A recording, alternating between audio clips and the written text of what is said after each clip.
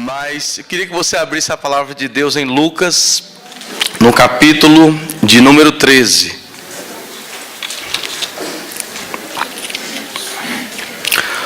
E nós vamos ler dos versículos 6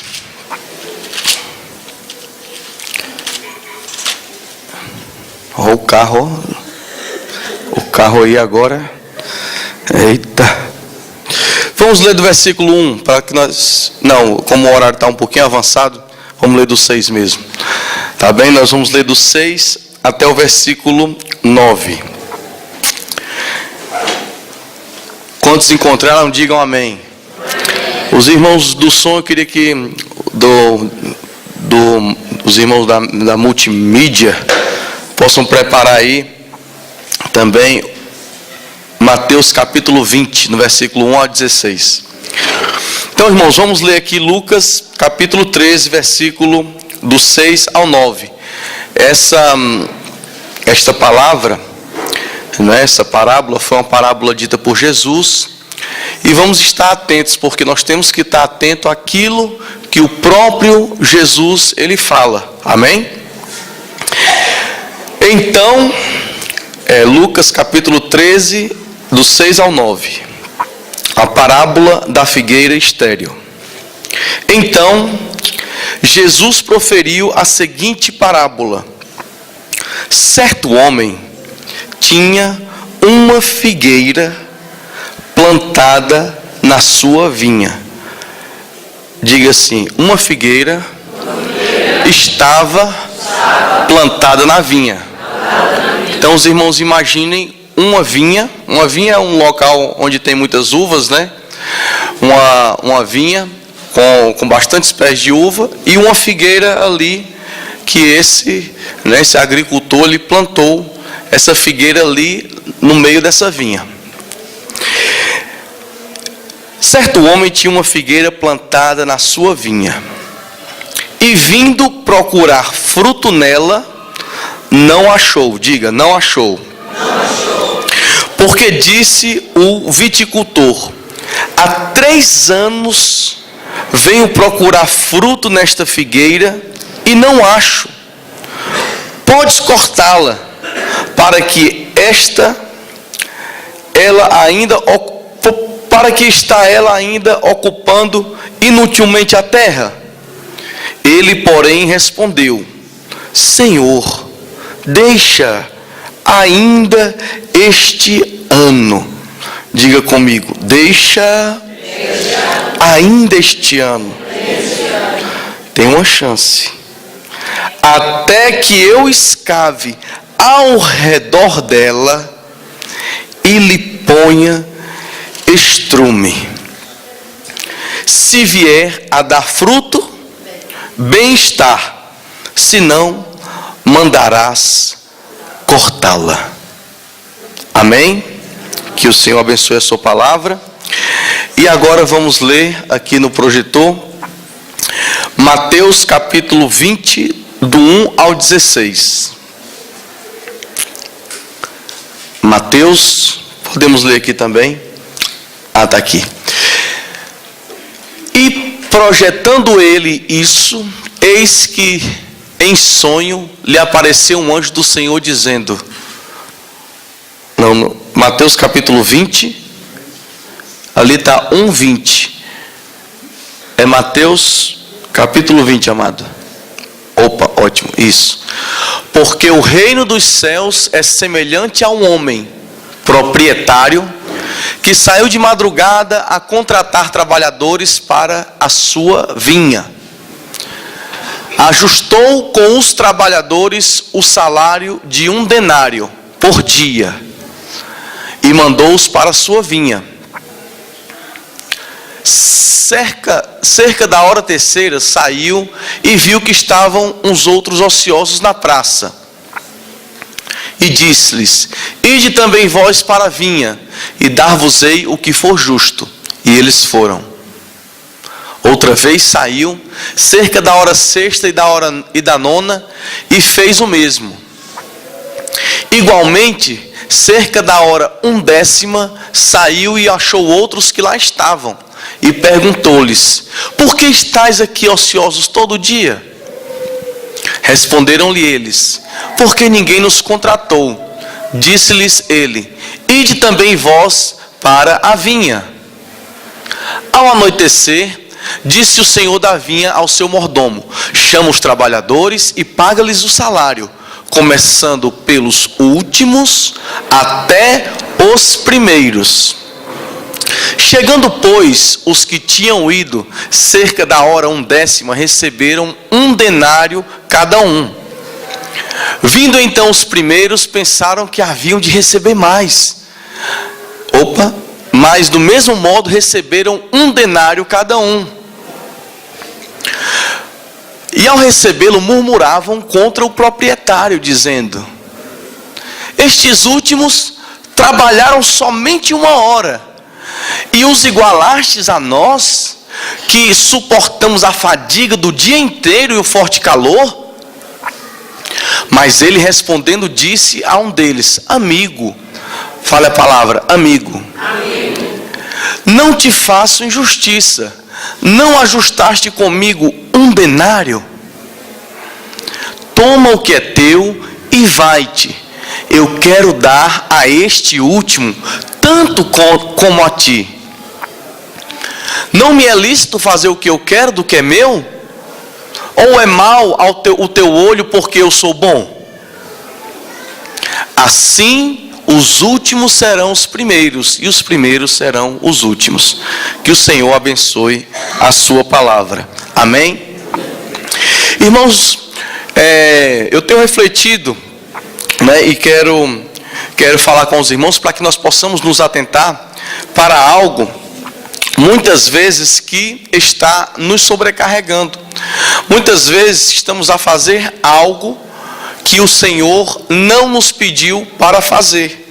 Muitas vezes nós estamos nos ocupando com coisas que o Senhor não nos pediu para fazer. Muitas vezes estamos querendo algo que o Senhor, Ele não quer para nossas vidas. Muitas vezes nós estamos indo numa direção em que o Senhor falou para nós não irmos naquela direção. Por exemplo, tem pessoas que estão, tem testemunhos vários de pastores, enfim, pastores agora que são coach, pastores que são psicólogos, pastores que são engenheiros, pastores que são, estou falando de pastores porque eu sei de algumas histórias, por exemplo, que o homem estava desesperado e quase indo a suicídio, porque não aguentava de tanta pressão. Por quê? Porque o Senhor chamou ele para ser pastor e ele estava a ser psicólogo. E ele não estava aguentando com a pressão da psicologia. Então, quando ele foi orar, o Senhor disse: eu te chamei para ser pastor e não psicólogo. Então, muitas vezes o Senhor tem nos chamado para algo, e nós, por achar bonito, ou por alguma vaidade, ou por algo, nós não estamos fazendo e cumprindo aquilo que o Senhor nos chamou para fazer. Então eu queria que nós possamos nesta manhã refletir sobre aquilo que realmente o Senhor nos chamou para fazer. Muitas vezes você está vivendo uma vida por viver. Você está sem direção, você está sem um alvo, sem uma meta na sua vida. Por quê? Porque você está fora do propósito de Deus. E hoje, o que o Senhor quer fazer nesta manhã com a tua vida é alinhar a sua vida com o propósito dEle, com o propósito que Ele tem para a sua vida, com o propósito para o qual Ele te criou. Muitos de nós aqui estamos vivendo, mas não estamos seguindo aquilo que o Senhor nos disse para fazer. E quantos de nós começamos bem e ao longo do caminho nos desviamos e padecemos e sofremos o dano? E o Senhor nesta manhã, Ele não te quer infrutífero. O Senhor, Ele te quer frutífero. Amém? Quando eu falo para os irmãos, eu estou falando para mim também, porque eu estou consertando muitas áreas da minha vida. Eu estou procurando saber qual a direção, qual o propósito real para o que o Senhor tem para a minha vida. Então é por isso que eu estou trazendo essa mensagem para os irmãos também, porque o Senhor, Ele quer alinhar a tua vida ao propósito dEle. Como nós lemos aqui, uns trabalharam a hora terceira, outra hora nona, outra hora décima, né? E o que eu quero te dizer é o seguinte: que não importa aquele que faz mais ou aquele que faz menos, o que importa é fazer aquilo que o Senhor te determinou para fazer. Amém? Não importa se você está pregando para uma multidão, não importa se você está pregando no seu pequeno grupo, o mesmo galardão que aquele que vai receber, que pregou para uma multidão, é o que vai receber para o pequeno grupo, se ele estiver dentro do propósito que Deus o chamou. Amém? Vocês viram aqui a parábola. Um começou a trabalhar cedo, o outro começou a trabalhar depois, mas o Senhor lhe disse: amigo, o que foi que eu concordei contigo? Eu te concordei 1 denário, e eu não te dei o denário.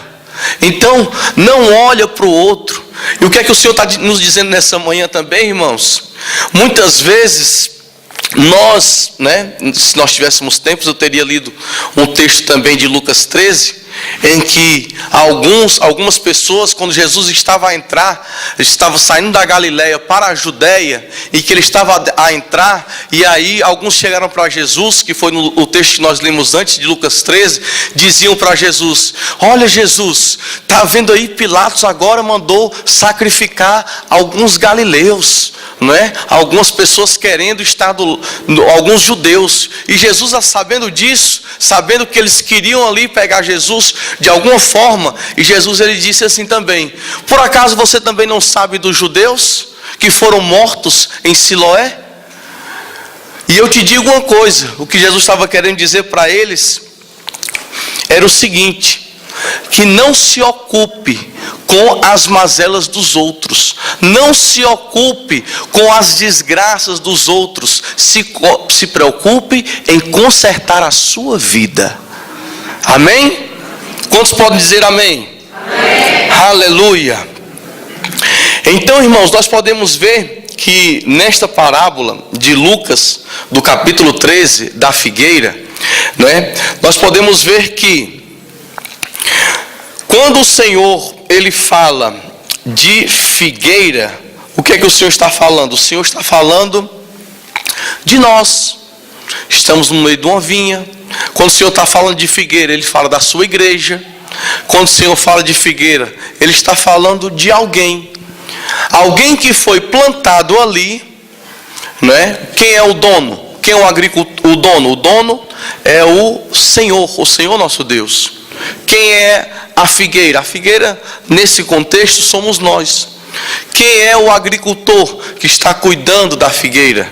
É o Espírito Santo. E o Espírito Santo até pede uma chance: Senhor, espera mais este ano, não corte agora, espere mais este ano que essa figueira, vamos ver, espero que vai acontecer tudo bem com esta figueira. Amém? Então, se o Senhor nos deu uma terra, diga terra. Aqueles que estão no ar também vêm para a terra agora, Tem uns aí que estão voando.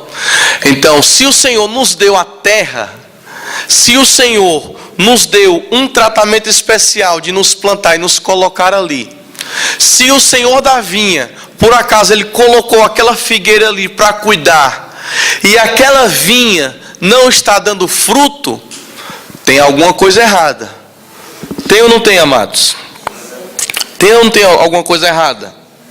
Por quê? Porque quando o Senhor nos chama, ele não nos chama para nós não frutificarmos. Quando o Senhor nos chama, ele nos chama para quê? Para frutificar. Diga, frutificar.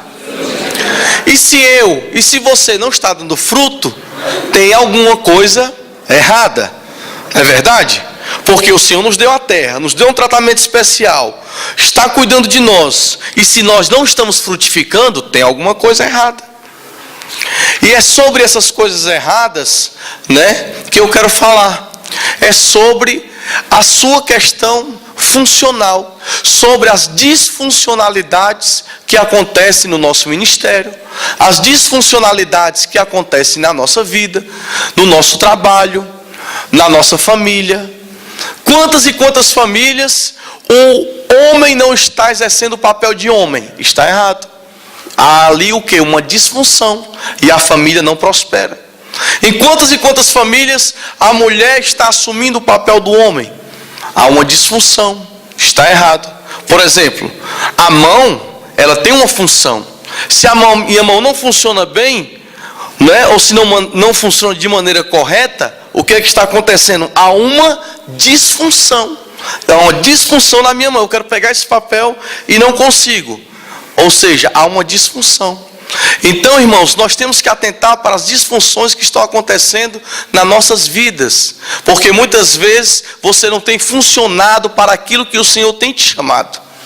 Você às vezes é um ótimo, por exemplo, um ótimo recepcionista aqui na igreja. Mas você quer cantar. Você não é um bom cantor. Então está disfunção, né? Os irmãos estão entendendo? Às vezes você é um ótimo cantor, mas aí você vai pintar uma parede e pinta tudo. Pinta o chão, pinta a parede, pinta os móveis. Então, você como pintor é um ótimo cantor. Não tem aquele ditado que as pessoas falam, né? Então, irmãos, nós temos que saber a função que temos que exercer. Seja na igreja, seja no trabalho, seja na família. E o inimigo, ele quer o quê? Muitas vezes o inimigo, ele quer te ocupar. Quer te ocupar com bastante coisas para você pensar que está fazendo muita coisa, pensar que está trabalhando, está chegando cedo na igreja, está fazendo isso, está ali, tal, está fazendo muitas coisas, deixando a mulher em casa sozinha e tal, não abandona os filhos, mas pensa que está na obra e está fazendo tudo errado. Então, irmãos, o Senhor, Ele quer nos alinhar nesta manhã com o propósito dEle. Quantos querem ser alinhados pelo Senhor? Você tem que frutificar, amado. Você não pode estar aqui domingo a domingo sem frutificar. O Espírito Santo te diz: vou te dar mais um ano. Não é que o Senhor vai matar você no próximo ano, não, irmão. Se você não frutificar. Mas aqui nessa parábola, o Espírito Santo aqui diz, né? Olha, espere mais um ano, Senhor. Então, irmãos, nós temos falado durante todo esse ano sobre frutificação. E o que é que tem mudado na sua vida? O que é que tem sido mexido na sua vida? Não é? Qual é o propósito do seu chamado? Não é? Qual é o propósito do meu trabalho, da minha vida? Né? O que é que torna a minha vida disfuncional? O que é que nos torna... O que é que nos tira do alvo? E eu vou compartilhar algumas coisas que nos tiram do alvo, que nos tiram do nosso propósito, não é? A primeira coisa é que você diga, você é o chamado, você é a chamada, né? Diga para o seu irmão, você é o chamado, você é a chamada. Então, a primeira coisa que você, o chamado, precisa reconhecer é qual é o propósito da sua chamada. Quando o Senhor te chamou, qual foi o propósito que Ele estabeleceu para a sua vida? O Senhor já te conhecia desde o ventre da sua mãe, antes mesmo que tu fosses formado. E o Senhor, Ele te trouxe, Ele te deu a oportunidade de tu estás aqui nesta terra, neste mundo, para cumprir algo, para cumprir um propósito. Só que o que acontece? Os estresses da vida é o ponto número 1. Vem sobre nós e nós nos tornamos disfuncionais. Por quê? Porque nós perdemos tempo, nós perdemos energia e nós perdemos recursos fazendo aquilo que Deus não nos mandou fazer. Então, a primeira coisa que nos torna disfuncional é fazer aquilo que Deus não quer que nós façamos. Você orou ao Senhor e disse: ô Senhor, mas Ele é tão lindo, mas não é para a tua vida. Mas Ele é tão lindo, Senhor, mas não é para a tua vida. Aí você vai, né, para o tão lindo. Aí o que acontece? Sola, né? Então, muitas vezes, para que pergunta se você quer andar errado? né? Aí você diz assim, o Senhor disse assim, onde, Senhor, aquele emprego ali e tal, né? Eu vou ganhar mais, mas não vou poder ir para a tua casa dia de domingo, mas eu vou ganhar mais, Senhor, é melhor eu ir para lá, né, Senhor? Eu estou orando, orei, estou indo, Jesus, Aí sai da presença do Senhor, aí daqui a pouco não tem mais tempo com a família, não tem mais isso, não tem mais aquilo outro. Então, irmãos, nós temos que perguntar ao Senhor e esperar a resposta. Porque muitos de nós, muitas vezes, nós perguntamos ao Senhor por um desencargo de consciência e muitas vezes fazemos aquilo que nós queremos mesmo. O Senhor, Ele tem o melhor para nós. O Senhor, Ele tem o melhor para nós. E vamos escutar a voz de Deus. Amém, amados? Vamos escutar a voz de Deus. Porque Deus chama cada um de nós para um propósito, para um tempo, para uma etapa na sua obra. Por isso que o apóstolo Paulo mesmo, ele entendia muito bem isso. Porque ele disse, olha, eu plantei, mas quem regou antes de mim foi o Apolo. Ele sabia que o papel dele naquele momento era plantar, porque alguém já veio na frente e regou. E ele entendia também que depois de um regar, depois de outro plantar, quem dá crescimento é o Senhor. Você não pense que aquilo que o Senhor colocou para você fazer é pequeno, irmãos. Não, porque nós somos um corpo. Um faz alguma coisa, o outro faz outra, o outro faz outra, o outro faz outra. Mas tem gente que quer fazer tudo e não dá conta e se estressa. Amém? Então, o perigo é quando eu decido fazer tudo, a sobrecarga é muito grande, porque vai além dos nossos limites, vai além das nossas limitações, né? Enfim, né? Tem uma pessoa aqui que entendia muito bem sobre essa questão das etapas. E eu queria dar como exemplo Moisés. Moisés, em Êxodo no capítulo 17, fala que Moisés, ele entendeu muito bem as etapas que Deus tinha para a vida dele, né? Num relato claro na vida de Moisés, nós vamos perceber que na primeira etapa na vida de Moisés, quando os amalequitas estavam vindo contra Israel, ele estava onde? Ele estava no meio do povo. Diga, no meio do povo. Foi a primeira etapa da vida de Moisés. O povo tocava em Moisés, o povo estava junto com Moisés, Moisés andava junto com o povo, e Moisés estava dentro do propósito de Deus, ali no meio do povo. Um segundo momento, o que é que acontece? Segundo momento, né, se nós continuarmos lendo a história da vida de Moisés, nós podemos perceber que Moisés já não está mais no meio do povo. Moisés agora já está à frente do povo, porque o Senhor o colocou primeiro no meio. Ganhou confiança, ganhou, né, o povo podia tocar nele, conversar com ele, relacionamento. Agora o Senhor o colocou à frente. Quando o Senhor coloca você à frente, como Deus colocou Moisés à frente, foi o que? Para dar direção, para ordenar, para apontar o caminho, né? Essa foi a segunda etapa da vida de Moisés. A terceira etapa da vida de Moisés, Moisés já não estava no meio do povo, já não estava à frente do povo, mas o que foi que Moisés fez? Colocou Josué para comandar o povo, porque ele já sabia do propósito. E ele estava onde? Ele estava no monte. Agora ele estava onde? No monte. Por quê? Porque aquilo que Deus tinha planejado para a vida dele, ele conseguiu cumprir e estabelecer.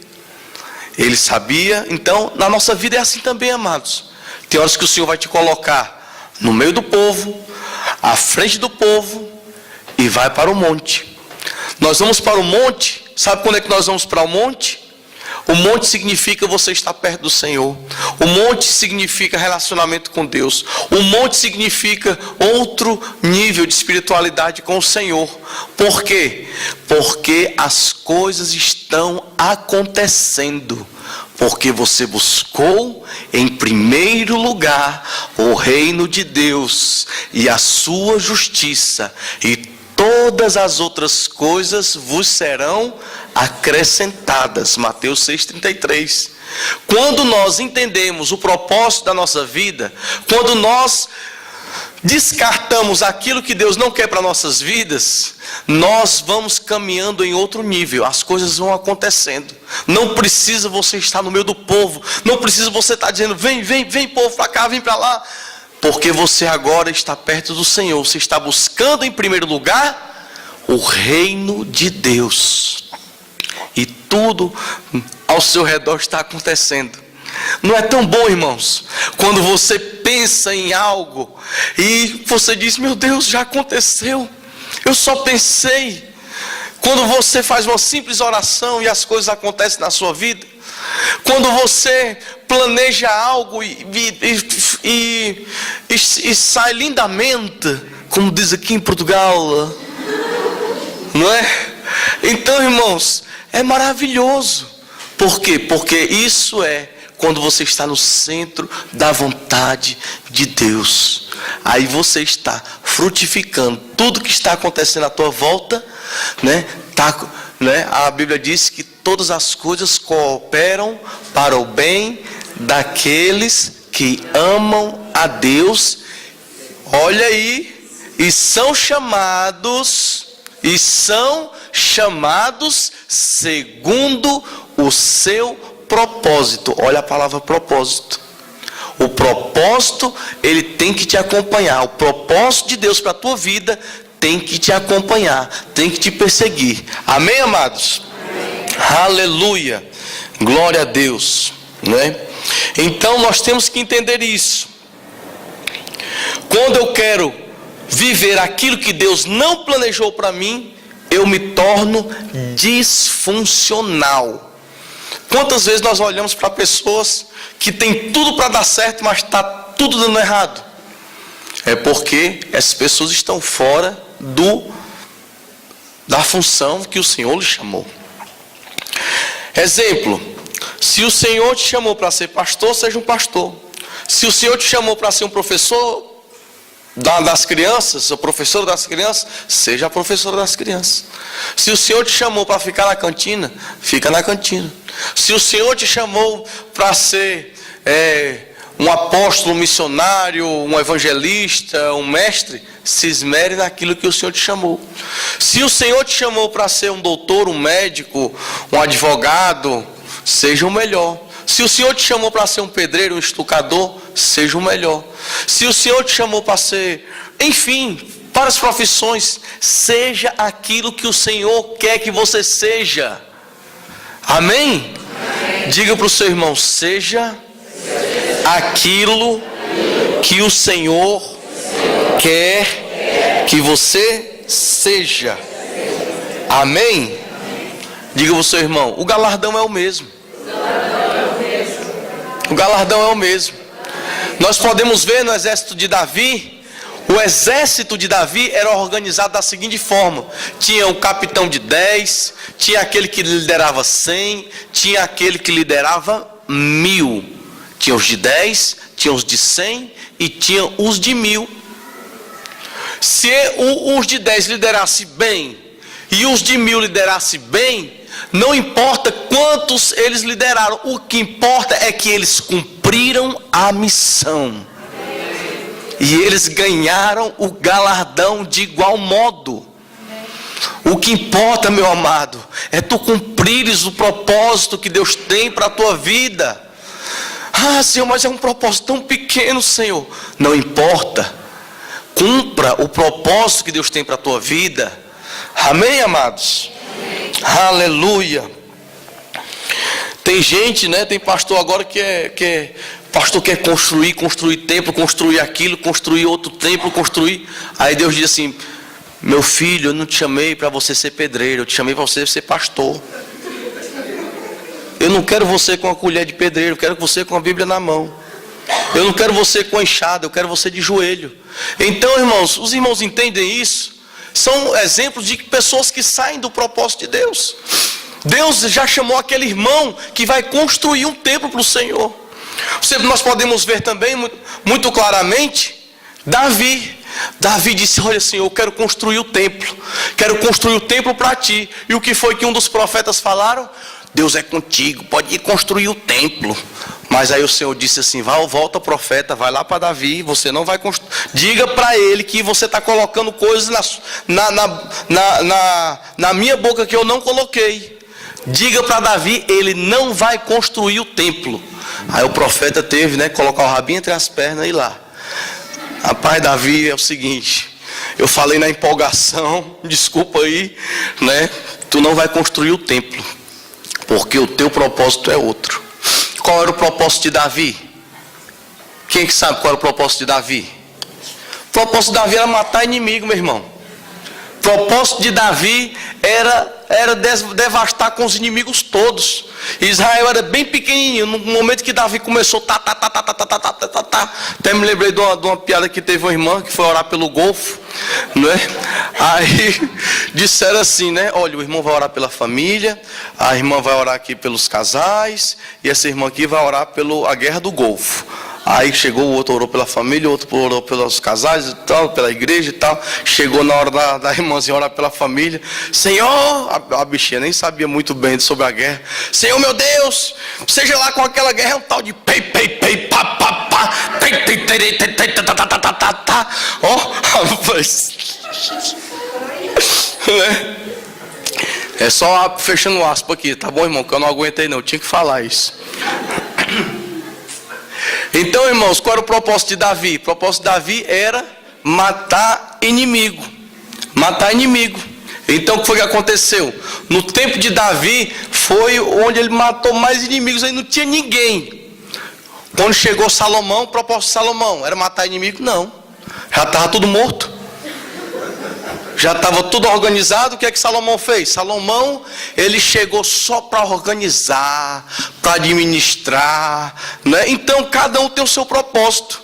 O propósito de Davi era avançar com o reino, era tomar o reino, era conquistar a terra, né? E era avançar. E o propósito de Salomão qual era? Era administrar, era construir o templo, né? Então cada um de nós tem o seu propósito. Amém, irmãos? Aleluia. Diga assim: sair do propósito é estressante. Sair do propósito é estressante. Então é melhor ficar no propósito. Amém? Glória a Deus. Em segundo lugar, quando é que eu me torno disfuncional e o estresse arrebenta? É quando nós vivemos algo que é copiado, algo que é clonado, algo, né? Vamos supor que tem um grande gerente de uma empresa, ou, por exemplo, eu vou contar o meu caso. Eu sempre gostei de dar uns gritinhos, né? No Brasil, eu trabalhava como supervisor de marketing.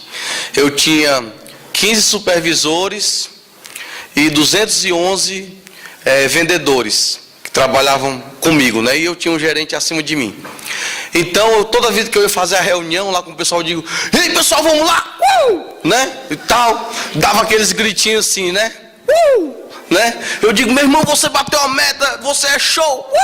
Né? Então, agora eu não estou muito assim nessa fase não, né? Passei essa etapa, né? E aí, o que acontecia? Tinham uns lá que também queriam me imitar. Tu é show! Oh! Aí nem dava certo. Por quê? Porque o cara queria, né, também. Inclusive eu saí dessa empresa, fui para outra empresa, para a Nestlé, né? E aí o pessoal ainda queria, os que ficaram lá, ainda ficaram lá gritando: oh! Oh, show! Mas não dava certo, né? Não tem aquelas coisas, irmãos, que é sua. Você não precisa copiar ninguém, você precisa ser você mesmo. E muitas vezes, quando você se obriga a ser outra pessoa, você se torna disfuncional e ridículo também. Além de se tornar disfuncional, se torna ridículo. Então você não precisa ser aquilo que você não é, seja você. Amém? Por exemplo, o irmão Milmar chega aqui: maravilha. Maravilha. Se eu chegar aqui para os irmãos dizer: maravilha, então, né? Hola, ¿qué tal? Estamos aqui predicar a palavra de Deus. Então, o Fábio. Então, cada um tem. Olha, meu querido, Deus cuida de ti. Meu querido, quando Deus opera na tua vida, meu querido. Já a pessoa falando assim, irmãos? Né? Olha, meu querido, Deus está muito contente contigo. Estou muito feliz de te ver aqui. Né? Então, irmãos, então seja você. Deus quer te usar da maneira que você é. Amém? Amém. Deus quis me usar assim e eu estou assim. Então, uma das disfuncionalidades que podem acontecer para que você não frutifique é a questão da cópia. Eu não estou querendo dizer que você não pode aprender com outra pessoa. Como nós aprendemos tanto aqui com outras pessoas, nós aprendemos aqui na igreja, nós aprendemos nos cursos de teologia, nós aprendemos, enfim, aprendemos em vários lugares, aprendemos nas empresas, aprendemos em vários lugares onde nós estamos, né, aptos para aprender.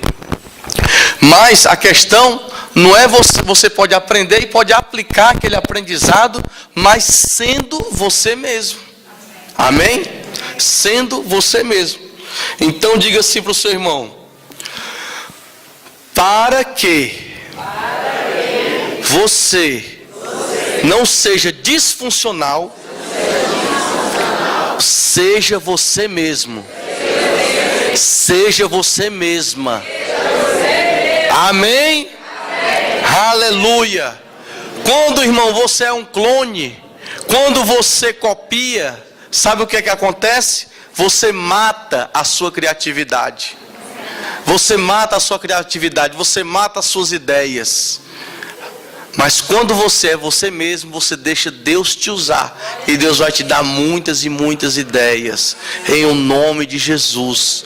Seja o que Deus lhe chamou para ser. Porque você vai produzir naquilo que Deus estabeleceu para você produzir. Aleluia. E em terceiro lugar, o que é que me torna disfuncional? O que é que nos arrebenta? É quando as pessoas precisam de elogios.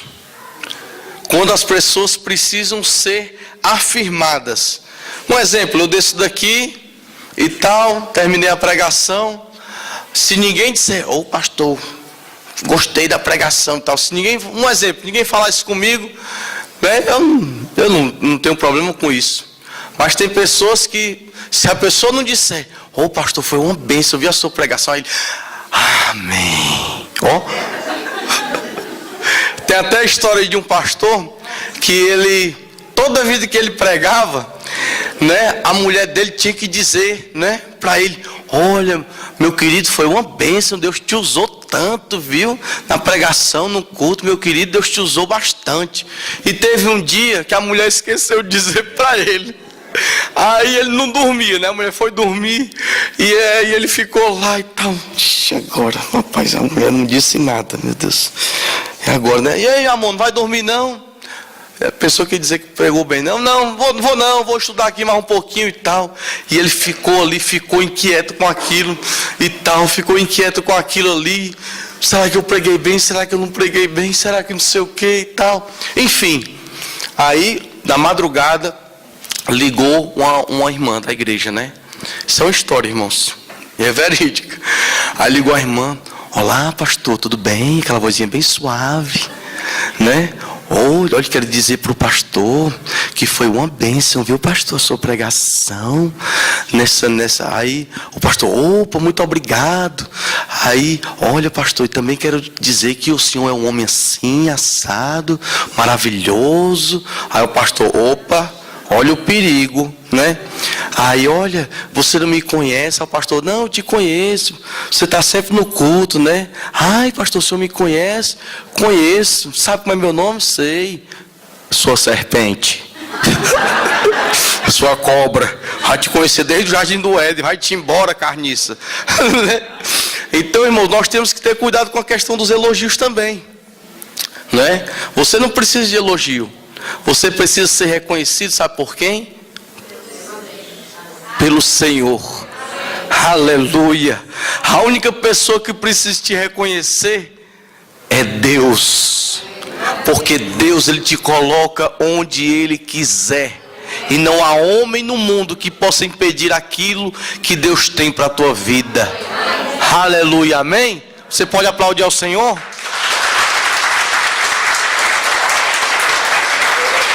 Aleluia. Sabe outra coisa que nos torna infrutíferos? É quando nós, na nossa figueira, nós só cuidamos, né, das folhas, né? Os agricultores chamam de copa. Diga, copa. A copa é aquilo que se vê, aquilo que é bonito. Então, muitas vezes, nós estamos cuidando só da copa, né? Nós vamos jantar em algum lugar com a família está toda quebrada, desgraçada, horrível, mas aí tá a mulher e os filhos. Sorri, menino, sorri, tu, chegou o prato, a picanha, tá aí na mesa, agora sorri agora, hein, vai, senão eu te dou um tabé. Selfie, ó, tá tudo bem, bota no no Facebook, né? A família tá tudo bem, tá passeando de carro, tira foto no carro, faz áudio dentro do carro, faz isso, tira foto do prato da comida, né? Tá passeando, tira foto, a família tá arrebentada, mas você tá cuidando da copa e tá mostrando para todo mundo que tá bem, mas não tá bem. Muitas vezes o perigo é esse, você tá querendo cuidar da copa e não está cuidando da raiz. Uma casa sobrevive sem telhado, mas uma casa não sobrevive sem um alicerce. Então temos que cuidar do subsolo. Temos que cuidar do subsolo das nossas vidas. Amém? Irmãos, deixe de se preocupar com os outros, que os outros vão achar. Comece a cuidar da tua vida para você produzir, para você frutificar.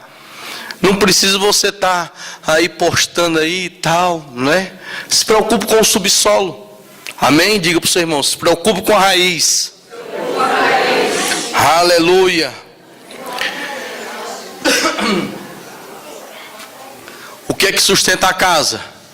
É o alicerce e não a raiz. E muitas vezes sabe o que é que acontece? Para que você possa frutificar, o que é que o agricultor tem que fazer? Tem que dar uma cavadinha assim de lado. Cavar de lado, cavar assim a volta, né, da árvore, da figueira, e colocar um negocinho cheiroso. O que é que coloca? Nome bonito, né, para cocô, né? Estrumo, né? Então o que é que você coloca assim à volta? Estrume, né? Lembrei os políticos, por exemplo, os políticos, né? Na época de eleição, o que é que o pessoal fala? Ninguém, olha, eu vou mudar a rede de esgoto, eu vou fazer um esgoto bonito, eu vou fazer um esgoto novo. Você não vê político falando nada disso, né? Por quê? Porque é uma coisa que está embaixo, ninguém vê, né? Ninguém vê. Mas se aquele esgoto não funcionar, irmãos, o fedor, a caatinga, o cocô sobe tudo, né? Imagine uma cidade que o esgoto, o saneamento não funcione. Como é que fica uma cidade dessa? Como é que fica? Estou até sentindo o cheiro, meu Deus. Agora, o que que acontece muitas vezes, irmãos? Para que nós possamos frutificar, muitas vezes nós temos que, o Senhor, Ele cava à volta de nós e está mexendo a terra, e você está pensando, é o inimigo. Não, é Deus. É o inimigo que está movendo aqui, eu estou sentindo, balançando aqui a minha vida, a minha árvore, mas é Deus ali que está te balançando, é Deus que está movendo a terra. Para quê? Para você frutificar. Muitas vezes você diz, meu Deus, eu não estou entendendo o que está acontecendo na minha vida, mas o Senhor diz, o que eu estou fazendo agora você não entende, vai entender depois. E aí o Senhor começa a mexer, e coloca ali o estrume, né? O fedorzinho é o cocô. O que é o fedor? O cocô são as adversidades da vida, são as intempéries da vida, são as tribulações da vida. Para quê? Para você vencer, para você tomar força e vencer. Para você, eu estar te adubando ali, muitas vezes você não está entendendo o que está acontecendo, mas o Senhor está fazendo isso para você frutificar. Amém, amado? O Senhor está fazendo muitas vezes, mexendo com a tua vida, mexendo com a tua estrutura, é para você frutificar, amado. porque o Senhor não te quer infrutífero. Por isso que muitas vezes Ele cava ao redor de nós. Ele cava ao redor de nós e nos coloca circunstâncias, não para nos envergonhar, mas para nós vencermos e frutificarmos para a glória de Deus.